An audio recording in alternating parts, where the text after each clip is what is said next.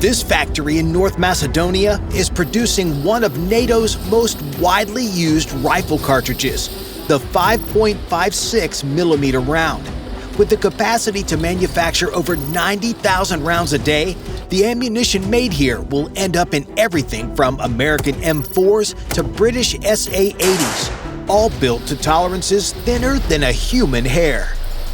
It all starts here with these brass discs dropping into the first press at the start of the production line. The machine above it weighs as much as 3 elephants, and it's about to come down with the force needed to turn coal into diamonds. But the brass doesn't shatter. Instead, it does something bizarre. It blows upward, like water filling a cup. Except it's solid metal the entire time.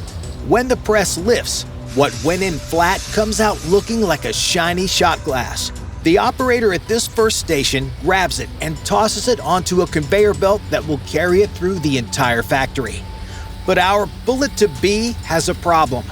That pressure just made the brass brittle. The molecules inside are now locked up like a traffic jam. Try to shape it again right now, and it would crack like frozen chocolate. So the conveyor belt takes our shot glass 20 feet to the annealing furnace, basically a tunnel where metal gets heat therapy. Watch it disappear into that glowing opening. The temperature inside is exactly 1400 degrees, hot enough to make steel glow. The operators running this furnace have been doing it for so long they can tell if it's right by just looking at the color through the window. Cherry red means perfect. Orange means the brass is overheating.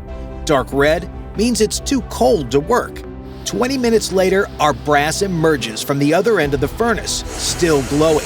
It immediately drops into a cooling bath directly below the furnace exit. But this isn't just water. There's citric acid mixed in. Yes, the same stuff in your orange juice. The acid eats away microscopic impurities while special lubricants keep our future bullet from sticking to its neighbors. Now our cooled shot glass rides the conveyor to the second press station, 10 feet away. This press doesn't just push down, it pushes our brass through a hole that's slightly smaller than the brass itself. Imagine squeezing toothpaste through a tube that gets narrower as you go. The brass has no choice but to get longer and thinner. What was a shot glass becomes something that's starting to look like an actual bullet casing. But watch, it's glowing hot again just from the friction of being squeezed. So the conveyor loops it back through the same annealing furnace, then the cooling bath, then to the third press station. This happens 5 more times, each press in the line making the hole smaller, each loop through the furnace and bath taking another 20 minutes. By the 7th and final press, our casing is exactly 5.56 millimeters wide, the diameter NATO standardized in 1980. Now the conveyor carries our shaped casing to the trimming station at the end of this building. Every casing comes out of the presses too long because brass flows unpredictably, like getting different amounts of toothpaste each squeeze. A spinning carbide blade trims each case to exactly 44.70 millimeters. NATO's tolerance is less than the thickness of 3 human hairs. The trimmed brass spirals fall through a chute into bins below. Tomorrow, these spirals get melted down and become new discs. Nothing gets wasted here. Our trimmed casing now travels on a different conveyor to the cleaning building next door. It drops into what looks like a giant cement mixer filled with what appears to be hamster bedding. It's actually something called corncob media, literally dried corn cobs ground into rough granules. Our casing tumbles around in this for 45 minutes while the corncob granules scrub away microscopic brass shavings we can't even see. One invisible flake in the wrong place causes a misfire, which means a soldier's weapon jams when they need it most. But while this casing tumbles in corncob dust, something far more delicate and far more dangerous is happening 3 buildings over. See those spools of lead wire? Each one weighs 500 pounds and looks like gray spaghetti that never ends. This isn't pure lead. That would be too soft. It's alloyed with 2% antimony, which makes it just hard enough to hold its shape but soft enough to expand when it hits a target. The wire feeds into a cutting machine that chops it into cylinders exactly 62 grains, which is a unit based on the weight of wheat kernels from medieval times. If it's off by even 1/10 of a grain, it gets rejected. These little lead cylinders drop one at a time into copper cups that look like tiny thimbles. The copper comes from Chile, shipped in sheets so pure you could use them in electronics. Copper is essential here. At over 3,100 feet per second, friction would melt pure lead and coat the barrel, ruining accuracy. The copper jacket protects it. Now watch this next machine. It's about to do something that shouldn't be possible. It takes the copper cup with the lead core rattling around inside and squeezes them with 40 tons of pressure. The copper doesn't crack. It flows like thick honey up and around the lead, wrapping it completely. In 0.3 seconds, two separate pieces of metal become permanently joined. You couldn't separate them with a blowtorch. But right now, our bullet looks like a copper mushroom, not the pointed projectile we recognize. So it goes through a series of forming dies, each one more precise than the last. The first die creates the basic cylinder shape. The second starts forming the point. The third refines it further. By the fourth die, we're dealing with tolerances of 2/10,000ths of an inch. That's 50 times thinner than a human hair. The machine making these dies costs more than a Ferrari and takes 6 months to deliver from Switzerland. That's because if you make it too small, the accuracy decreases since it can't grip the rifling in the barrel when fired. Make it too big and you could have a catastrophic failure if someone tried to shoot it. The final die creates something most people never notice, the boat tail. Look at the base of any rifle bullet and you'll see it tapers slightly, like the back end of a sports car. This tiny detail, maybe 2 millimeters of taper, reduces air resistance by 35%. At 500 yards, that's the difference between hitting center mass and missing completely. Our bullet now goes into a polishing drum filled with steel pins no bigger than needles.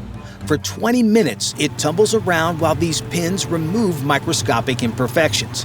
The surface needs to be smooth enough to see your reflection. Any tiny scratch becomes a point where air resistance increases, changing the bullet's path. When it comes out, it's shinier than jewelry. Next is weight verification. Every single bullet gets weighed to the 1/10 of a grain. The ones that pass continue to the concentricity check. A laser spins the bullet while measuring if it's perfectly round. If it wobbles by more than 3,000ths of an inch, it gets rejected. Those rejects get a special treatment. They go to a machine that pulls the copper jacket off and recovers the lead core. Again, nothing gets wasted here. Today's reject becomes tomorrow's raw material. The bullets that survive get a final treatment, a microscopic coating of wax. It's so thin you can't see it or feel it, but it serves two purposes. First, it prevents oxidation during storage. Second, it actually helps the bullet fly straighter by making the surface perfectly uniform. But even now, this bullet is only halfway finished. The most sensitive part of the entire process, the part where mistakes can shut down an entire building, comes next. Coming out of the tumbling drum, our clean casing rides a conveyor through an air knife, a high-pressure air blast that shoots straight down, blowing out any corncob dust hiding inside. The air moves faster than a NASCAR race car, and anything loose gets blown into collection bins below. Then it's into another bath, this one filled with chemicals that smell like lemons mixed with car batteries. The exact formula is classified, but it strips away oils from fingerprints and leaves the brass cleaner than surgical instruments. Now our casing enters the most dangerous part of the factory. See those thick walls and the yellow warning signs everywhere? We're in the primer station, and this is where things get serious. A primer is a tiny metal cup filled with impact-sensitive explosive, the stuff that starts the whole firing sequence when you pull a trigger. Each primer contains 4.5 grains of explosive compound. That's about the weight of 3 sesame seeds, but it's enough to set off the main charge. Watch how carefully the operator handles these primers. They come in tubes of 100, and she's placing them one at a time into a feeding mechanism. The machine presses each primer into the bottom of our casing with exactly 38 pounds of pressure. Too much pressure and the primer could go off right here in the factory. Too little and it won't seat properly, causing misfires. The operators at this station rotate every 2 hours because the concentration required is exhausting. One moment of distraction could mean evacuating the entire building. Our casing, now with its primer installed, moves 15 feet down the line to the powder station. This is where it gets its main explosive charge, 26.5 grains of gunpowder. The machine dispensing this powder costs more than most houses. It has to be that expensive because the tolerance is insane. Being off by just 0.1 grain, the weight of a single grain of salt changes the bullet's velocity by 20 feet per second. At long range, that could mean the difference between hitting your target or not. The black powder itself looks like tiny black cylinders, each one smaller than a rice grain. The machine drops exactly 26.5 grains through a copper funnel into our casing. No metal tools can touch the powder directly because static electricity could set it off. That's why everything here is grounded.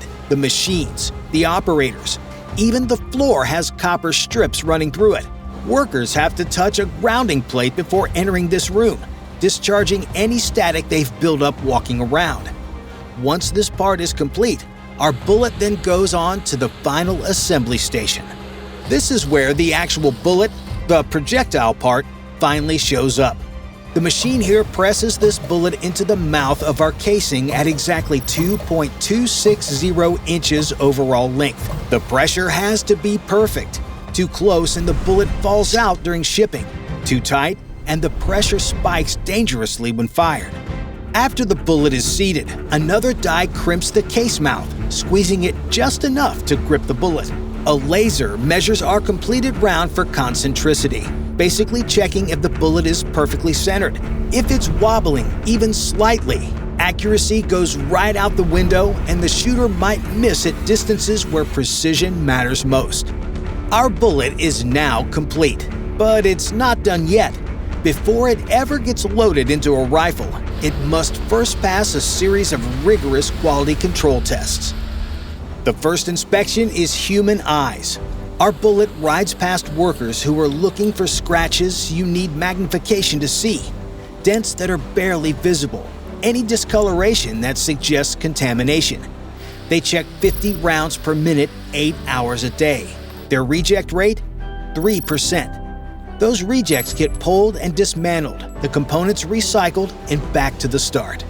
Our bullet passes and continues to the gauge station. Here it gets dropped into a piece of steel machined exactly to match a NATO standard rifle chamber. If it doesn't drop in smoothly, it fails. If it rattles around, it fails. The fit has to be perfect because this ammunition has to work in American M4 rifles, German HK416s, British SA-80s, and 27 other weapon systems across the alliance. One size must fit all. Next is the weight station. Our complete round should weigh 190 grains, with a tolerance of plus or minus 1 grain. The scale here is so accurate to 1/10 of a grain, about the weight of a human eyelash. Too heavy means too much powder. Too light means not enough. Either way, it's rejected. Some bullets face a harder test. Every hour, they pull 30 rounds and take them to the factory's private firing range.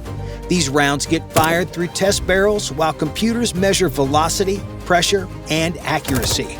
The bullets have to achieve 3,100 feet per second, plus or minus 40. The pressure can exceed 62,000 psi. The accuracy has to keep all shots within a 4-inch circle at 100 yards. Even if one of those 30 rounds fails, they quarantine the entire hour's production, about 90,000 rounds, until they figure out what went wrong. Our bullet was made at 2:33 p.m., and the 2 p.m. batch passed, so our bullet is cleared.